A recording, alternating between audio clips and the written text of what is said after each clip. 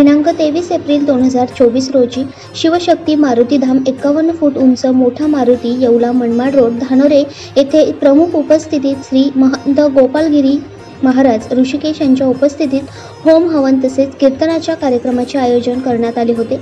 यावेळी परिसरातील जनतेतील भावी आमदारसाठी रिंगणात असलेल्या प्रसिद्ध मका व्यापारी आबा पवार सावरगाव यांनी महंत गोपाल गिरीजी महाराज ऋषिकेश यांचा सत्कार केला।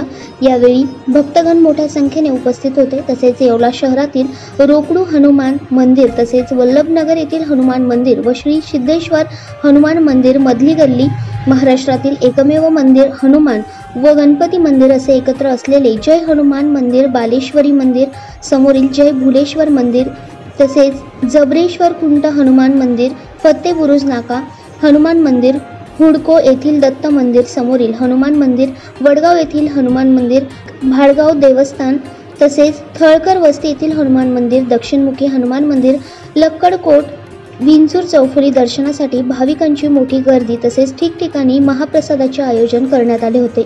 हनुमान जयंती निमित्त मारुतींना सकाळी पूजा आरती करण्यात आली, नंतर अभिषेक करण्यात आला आणि आता थोड्या वेळात कीर्तनाचा कार्यक्रम आहे। दौलत महाराज मनाळा वायगावकर यांचा आणि त्याच्यानंतर महाप्रसादाचा कार्यक्रम होईल आणि परिसरातले भाविक मोठ्या संख्येने इथं मनमाड रोडला असल्यामुळे नांदूर भाडगाव धानोरे सावरगाव अनकुटे उस्माडी अशा परिसरातले आणि रस्त्याने जाणारे भाविक शिल्डे जाणारे भाविक मोठ्या प्रमाणात इथं उपलब्ध असतात आणि येवला तालुक्यात किंवा आपल्या परिसरामध्ये 51 फूट हनुमानजीची मूर्ती तर परिसरात पुढं नसल्यामुळे एक आगळं वेगळं इथं आकर्षण असल्यामुळे बाहेरून पण बरेच पर्यटक येत असतात आणि ज्यांनी श्रद्धेने इथं नवस करता त्यांना मारुतीरायाच्या कृपेने त्यांना प्रसाद पण देतात, त्यांना फळ पण देतात, लाभ पण भेटतो। असे सालबादप्रमाणे आता हा एक वर्ष श्रीमंत रामेश्वर गिरी यांच्या आधिपत्याखाली चालू है। बोलो बाबा। सुबह 5 बजे से 6 बजे तक हवन पूजा आरती हुई है। उसके बाद हवन पूजन हुआ, अभिषेक हुआ हनुमान जी का। अभी 10 बजे से 12 बजे तक कीर्तन का प्रोग्राम है, कार्यक्रम है। उसके बाद महाप्रसाद का 6 बजे तक प्रोग्राम रहेगा।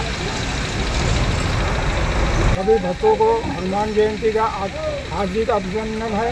सभी 35 वर्षापासून 31 वर्षापासून आपलं जो उत्सव चालू आहे तो आज भी उत्सव साजरा करत आहोत आणि आमच्या शिवशक्ती ट्रस्टच्या वतीने तालुकावासियांना हार्दिक शुभेच्छा। दैनिक भ्रमरसाठी प्रतिनिधी दीपक सोनवणे येवला।